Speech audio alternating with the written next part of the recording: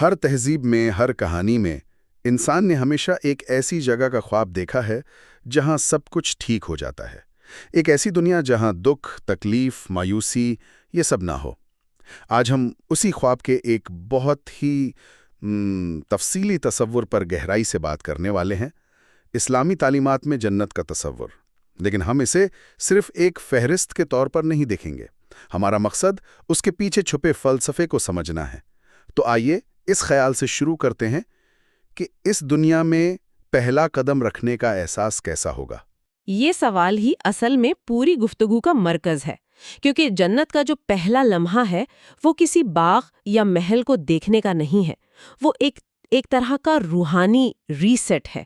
روایات کے مطابق پہلا اور سب سے بڑا انعام تو اللہ کی موجودگی کا احساس اور اس کا دیدار ہے۔ یہ وہ لمحہ ہے جہاں دنیا کی ساری تھکن، سارے دکھ، سارے خوف وہ ایک جھٹکے میں ختم ہو جاتے ہیں۔ یہ صرف ایک خوبصورت منظر نہیں ہے، بلکہ یہ ایک ایسی کیفیت ہے جو آپ کے پورے وجود پر چھا جاتی ہے۔ مطلب دنیا کی زندگی کی پوری ہارڈ ڈرائیو جیسے ایک لمحے میں صاف ہو جاتی ہے۔ واہ، یہ تو بہت گہری بات ہے۔ مطلب جنت میں داخلہ صرف جڑا بدلنے کا نام نہیں، بلکہ انسان کی اندرونی کیفیت بدلنے کا نام ہے۔ تو اس نفسیاتی سکون کے بعد وہ دنیا شروع ہوتی ہے جس کی ہمیں تفصیلات ملتی ہیں، اور سب سے پہلے جس چیز کا ذکر آتا ہے وہ ہے وہاں کا ماحول، جسے اکثر باغات کہا گیا ہے۔ کیا یہ صرف خوبصورت پارکوں کی طرح ہے یا اس کے پیچھے بھی کوئی گہرا مطلب ہے؟ نہیں، یہ صرف پارک نہیں ہے، یہ فطرت کا ایک آئیڈیل ورژن ہے۔ ایک ایسی فطرت جسے نہ وقت خراب کر سکتا ہے، نہ آلودگی، نہ انسان کی کوئی کوتاہی۔ جب ہم سنتے ہیں کہ درختوں کے تنے سونے اور چاندی کے ہیں، تو اس کا مطلب صرف دولت دکھانا نہیں ہے۔ اس کا مطلب یہ ہے کہ وہاں کی ہر عام چیز بھی اپنی سب سے بہترین، خالص اور دائمی شکل میں ہے۔ دنیا میں لکڑی گل جاتی ہے، سوکھ جاتی ہے، وہاں درخت کا تنا بھی سونے کی طرح قیمتی اور ہمیشہ رہنے والا ہے۔ صحیح، یہ پائیداری اور پرفیکشن کی علامت ہے۔ اور ان باغات کے نیچے نہریں بہنے کا ذکر بھی بار بار آتا ہے، پانی کی، دودھ کی، شہد کی اور شراب کی۔ یہ بات مجھے ہمیشہ بہت دلچسپ لگتی ہے۔ ظاہر ہے کہ یہ دنیا کی چیزوں جیسی تو نہیں ہوں گی۔ بالکل نہیں۔ یہاں بات صرف پینے کی چیزوں کی نہیں، بلکہ ایک بہت بڑے اصول کی ہے، اور وہ اصول ہے بغیر قیمت کے لطف، یعنی پلیزر وداؤٹ کانسیکوینس۔ دنیا میں ہر لذت کی کوئی نہ کوئی قیمت ہوتی ہے۔ کوئی منفی پہلو ہوتا ہے؟ جی، زیادہ میٹھا کھائیں تو صحت خراب ہوتی ہے، دنیاوی شراب میں نشہ ہوتا ہے۔ جنت کی یہ نہریں اس تصور کو ہی بدل دیتی ہیں۔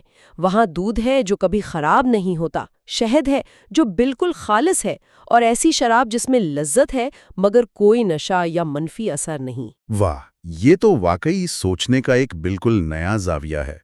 تو یہ ماحول ایک ایسی پرفیکٹ دنیا ہے جہاں فطرت اپنے عروج پر ہے اور ہر تجربہ خالص ہے۔ اچھا، اس پرفیکٹ ماحول میں رہنے کی جگہ کیسی ہوگی؟ ہمیں سونے چاندی کی اینٹوں سے بنے محلات کا ذکر ملتا ہے۔ یہ بھی بظاہر دنیا کی بادشاہت اور عیش و عشرت جیسا لگتا ہے۔ اس میں کیا فرق ہے؟ فرق بہت بڑا ہے۔ دنیا کی عیش و عشرت کا مقصد اکثر دوسروں پر برتری دکھانا ہوتا ہے، اس میں تکبر اور مقابلہ شامل ہوتا ہے۔ جنت کے محلات اس سے بالکل مختلف ہیں۔ وہ انعام اور عزت کی علامت ہے۔ وہ کسی دوسرے کو دکھانے کے لیے نہیں، بلکہ مومن کو سکون، تحفظ اور پرائیویسی دینے کے لیے ہیں۔ اچھا، جیسے وہ ایک روایت ہے کہ قرآن کی ایک مخصوص سورت پڑھنے پر ایک خاص محل ملتا ہے۔ جی بالکل۔ سورۃ الاخلاص جو اللہ کی وحدانیت کا سب سے جامع اعلان ہے، اسے کثرت سے پڑھنے والے کے لیے ایک خاص محل کا وعدہ ہے۔ اب یہ صرف ایک انعام نہیں، یہ ایک بہت گہرا علامتی تعلق ہے۔ آپ نے دنیا میں جس عقیدے کو سب سے زیادہ مضبوطی سے تھامے رکھا، آخرت میں اسی عقیدے کی بنیاد پر آپ کا گھر تعمیر ہو رہا ہے۔ تو وہ محل صرف سونے چاندی کی عمارت نہیں، بلکہ وہ آپ کے ایمان کا مجسم ثبوت بن جاتا ہے۔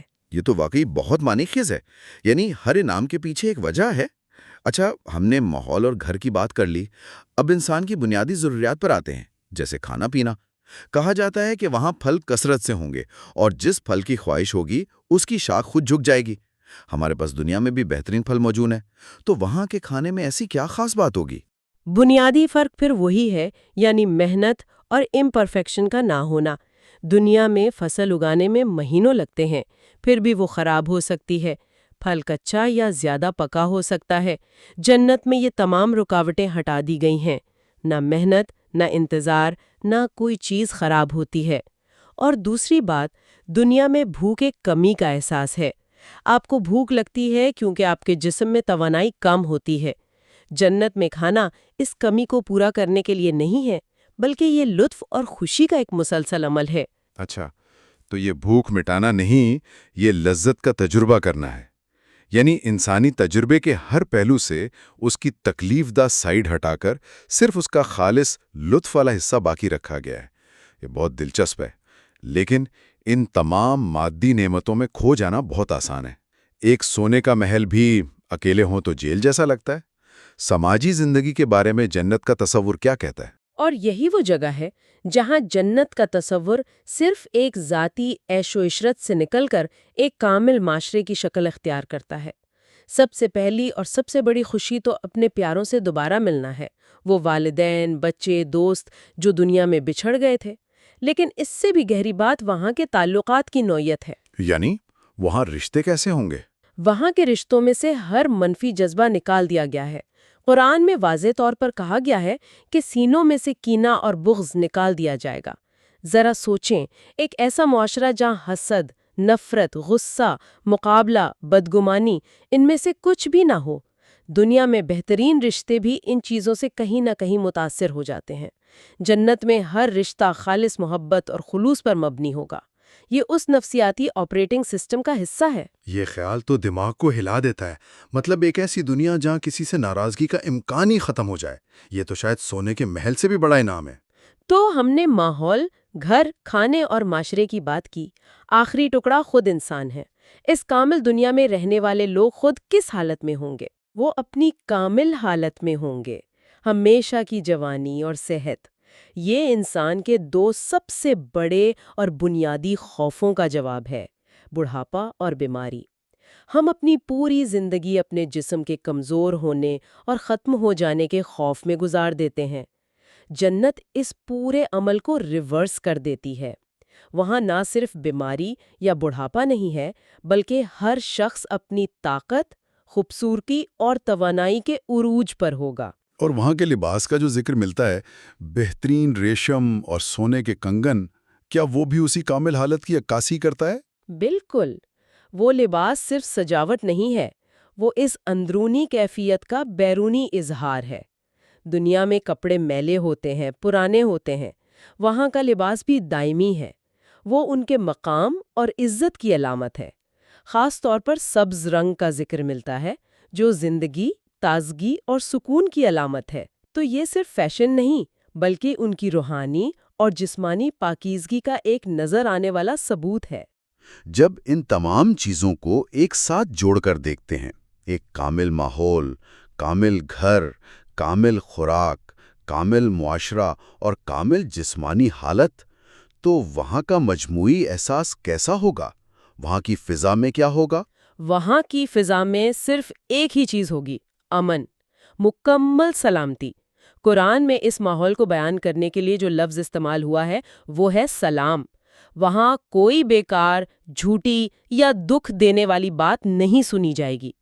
ہر طرف سے صرف ایک ہی آواز آئے گی، سلام سلام، یعنی امن ہو، سلامتی ہو۔ یہ ایک ایسا ماحول ہے جہاں کوئی ذہنی دباؤ، کوئی پریشانی، کوئی خوف نہیں ہے۔ تو یہ تمام نعمتیں، یہ تمام تفصیلات ایک ایسی زندگی کی تصویر بناتی ہیں جو ہر تکلیف سے پاک ہے۔ لیکن کیا یہی سب کچھ ہے، یا اس کے اوپر بھی کچھ ہے؟ یہی سب سے اہم نقطہ ہے۔ ایک حدیث میں آتا ہے کہ جنت میں ایک اعلان کرنے والا اعلان کرے گا کہ اے جنت والو، اب تم ہمیشہ زندہ رہو گے، کبھی موت نہیں آئے گی، ہمیشہ صحت مند رہو گے، کبھی بیمار نہیں ہوگے، ہمیشہ جوان رہو گے، کبھی بوڑھے نہیں ہوگے، اور ہمیشہ خوش رہو گے، کبھی غمگین نہیں ہوگے۔ یہ اعلان ان تمام نعمتوں پر ہمیشگی کی مہر لگا دیتا ہے۔ لیکن یہ بھی آخری انعام نہیں ہے۔ جیسا کہ ہم نے شروع میں بات کی تھی، ان سب سے بڑھ کر سب سے بڑا انعام اللہ کی رضا اور اس کا دیدار ہے۔ وہ ایک لمحہ ان تمام نعمتوں سے زیادہ قیمتی ہوگا۔